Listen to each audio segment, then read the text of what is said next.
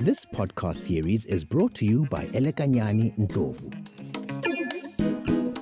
For more details, visit elendlovu.com.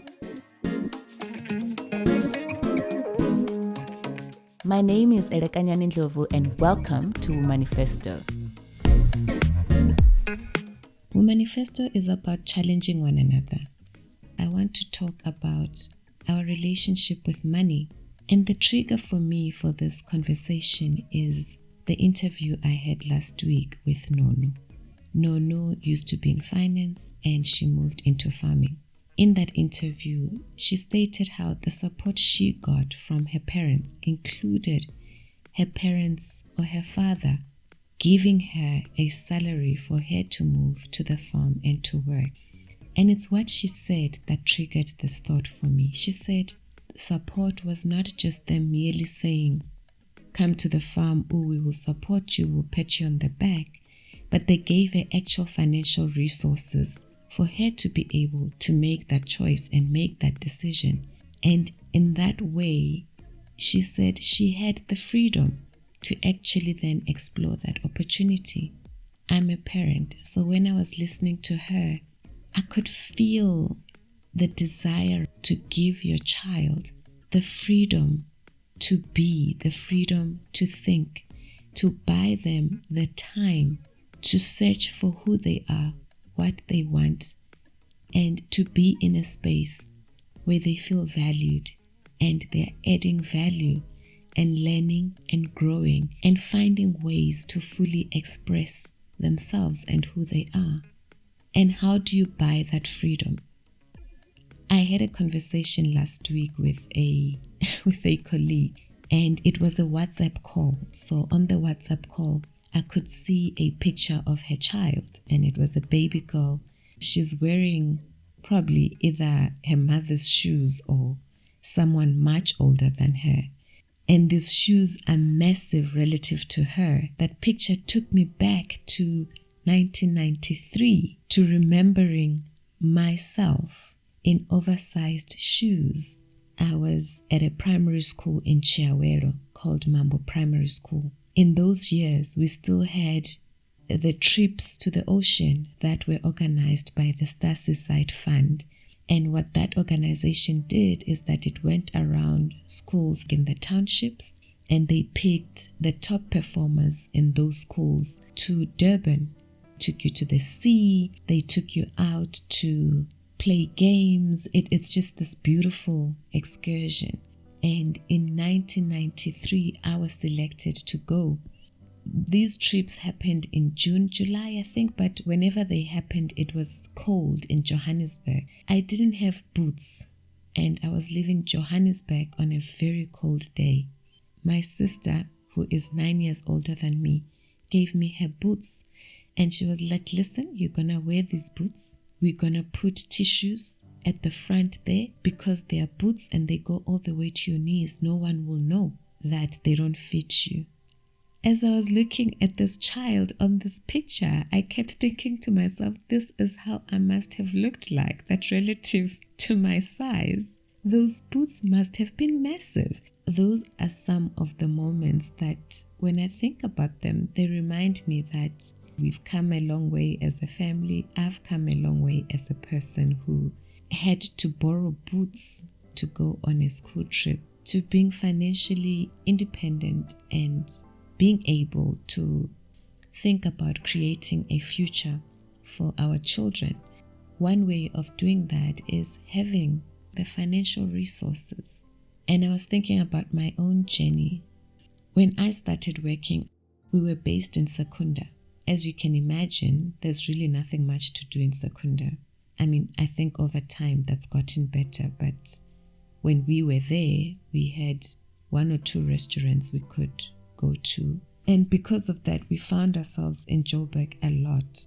You know, being young is a wonderful thing because sometimes we would drive from Secunda Thursday after work, go for dinner somewhere in Johannesburg, then drive back to Secunda, go to work Friday morning, and at 12 when we knocked off, because at the plant you knock off early, we would drive back to Joburg. The habits then were so strange because then we would get to Joburg, maybe go to Rosebank Mall or wherever we end up, and would buy new clothes to go out that evening.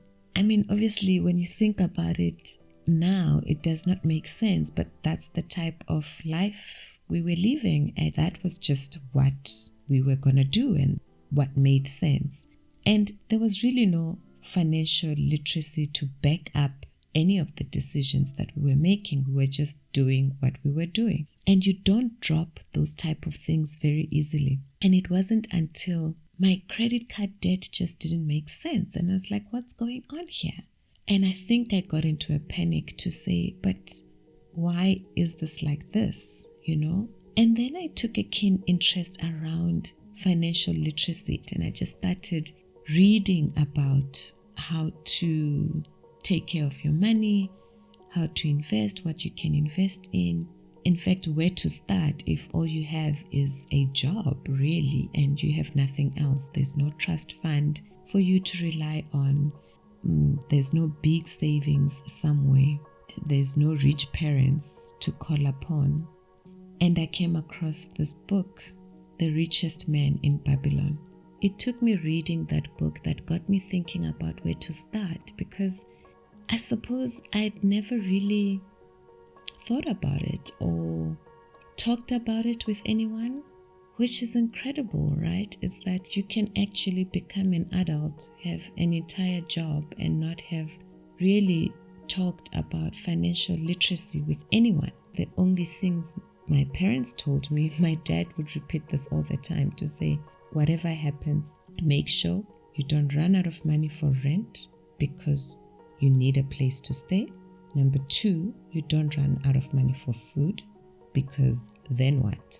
Number 3, you make sure you don't run out of money for transport to get you to the job that gives you the money, that pays for your food and for your rent.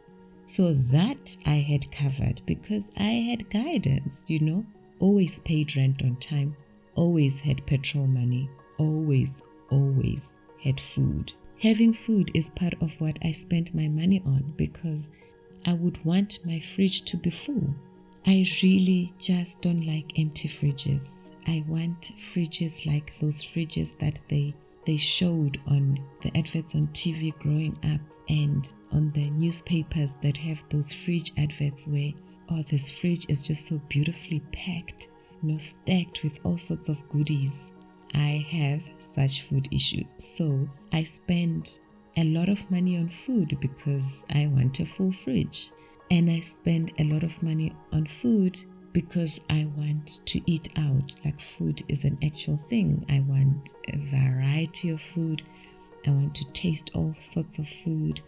And I want to feel like I have the option to choose the food I want to eat, And I think that's just, again, a function of growing up in a very financially constrained environment where there wasn't necessarily a full fridge all the time. There was basic utility. So for me, food is one area where I just spend a lot of money in a way that doesn't even make sense. I have put controls in place now to try and manage that, and also to have a constructive conversation with self around the fear of an empty fridge. So I am working on that, and it's a lot more controlled than it used to be, before. And so that really gave me a starting point to say, how do I deal with this thing called money? How do I manage it? And what surprised me is the amount of years it took me to get some of these principles right. I'm proud of the progress I've made, but it took years. It took a lot of time. And it's just something we barely talk about, right? We're all sitting at restaurants swiping our cards as if all of us can afford it, when half the time you probably should not be eating out because you actually can afford to, and it's those difficult conversations that we don't have because, who wants to talk about affordability in a life where you're supposed to look like you can afford your life, But what the impact of that is that then we're not planning for our futures in a way that's sustainable, meaning that we cannot create any economic transformation shift for other generations to come and for our children. And that for me is what saddens me. And it's thinking about that kept me going back to the principles and trying them even when I fell back into old habits of living beyond my means, and say, go back to the principles, make sure you have certain things in place, and reading that book liberated me. If you read The Richest Man in Babylon, it has the 7 cures. From those 7 cures, I worked out questions to ask yourself. Used those questions to guide my journey to reframing my relationship with money.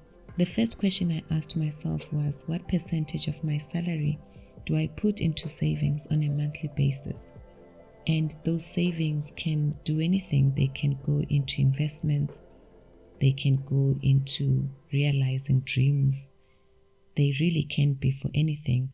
And then I would ask myself, do I live within my means? I mean, that is $1 million question. Can my available cash cover all my expenses? To be honest, there was a period when it didn't, because I was making really weird decisions.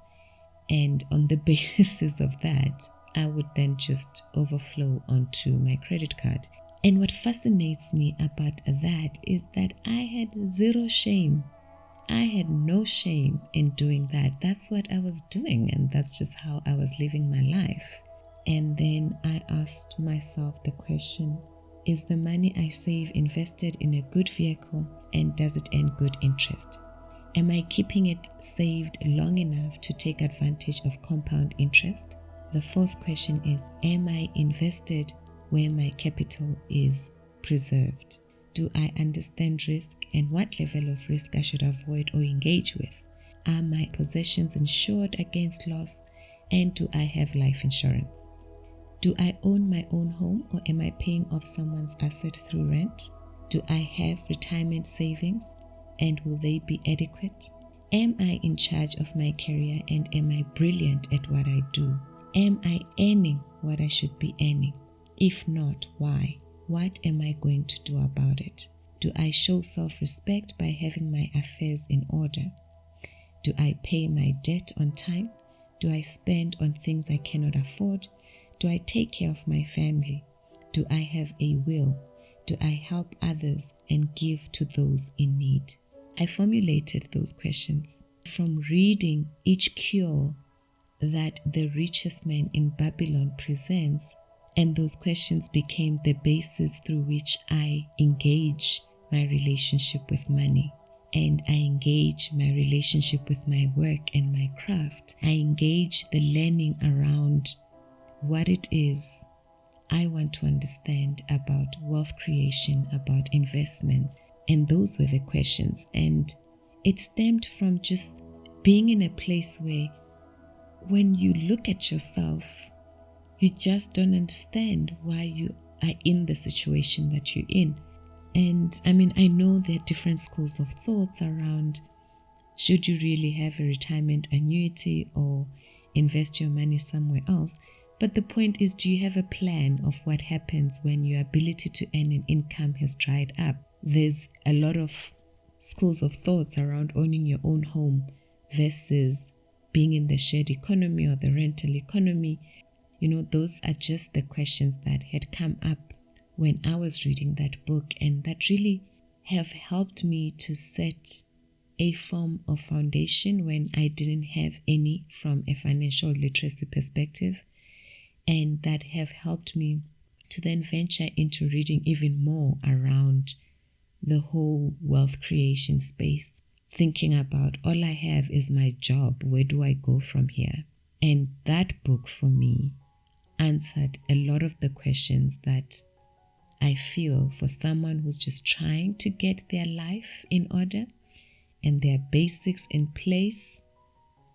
Those were some really good questions, and answering them all has taken me years, and be able to say, yes, I am doing that. Yes, I have that in place. Yes, I'm living within my means. And yes, I have done this and that has taken years. And I thought, let me share that. Some of the things that stood out for me were that being wealthy is a choice and that you will succeed at it relative to how much effort you put into it, right? And that being good at what you do doesn't mean you'll be rich. And also that it's important to be prepared for opportunities. One way to do that is to be diligent, because if you are diligent, then you inevitably are prepared for opportunity. The way to self-mastery is doing the things that you set yourself to do and doing them when you said you'll do them, because then you start trusting yourself. Unless you choose and unless you are diligent and committed to starting the journey, then you just won't create any wealth and you just won't go anywhere.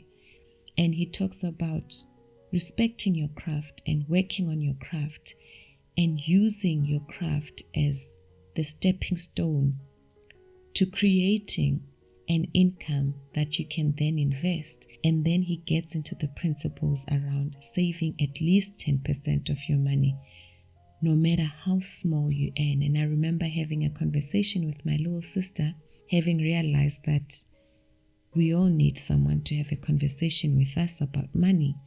And I said to her, it doesn't matter how much you earn. What matters is that you learn the discipline of paying yourself first, the discipline of saving. What matters is how you treat the money you make, the respect you show to the money you make, the agreements you make with the money you make, and, the partnership you have with the money you make. That's what's up. That's what matters. Then I speak from a place where I had maxed my credit card, paid it off, maxed it again, then paid it off, and then really started panicking about what is happening, until I realized unless I change my relationship with money, unless I learn and teach myself, read and ask questions and move into a space where I understand what I'm doing, it won't change. And it doesn't change on its own. And so that's what I wanted to talk about this week, is that are you running out of time perpetually justifying behaviors and actions that you shouldn't, that don't have a long-term benefit for you or your children? And that's my challenge to us this week, to think about the futures that we are creating for generations to come. Part of the reason why I can think about how do I start creating a future for the next generation is because my basics are in order. And now it's about how do you genuinely make structural transformation, really shift the dial for the next generation. If you are like me and you have children, what is it you're doing today that is buying them the freedom to be? What collateral are you building for them that will help them have the freedom to choose? I'm not advocating that we have children that are spoon-fed and walk into an environment where everything is done for them. That's not what I'm saying. Along with that freedom, along with those opportunities and along with those privileges should come the education that supports that and the responsibilities and the value systems that support that. What is our baseline that makes the next generation have it easier? That means that the next generation does not have to deal with black tax, but they can invest in themselves and in the communities around them and in expressing their gifts and their talents to contribute to this world. What are you doing today? I would love to hear from you. Please share your thoughts, ideas, and experiences with me on elendlovu.com or send an email to womanifesto@elendlovu.com. Until next week, thank you and God bless.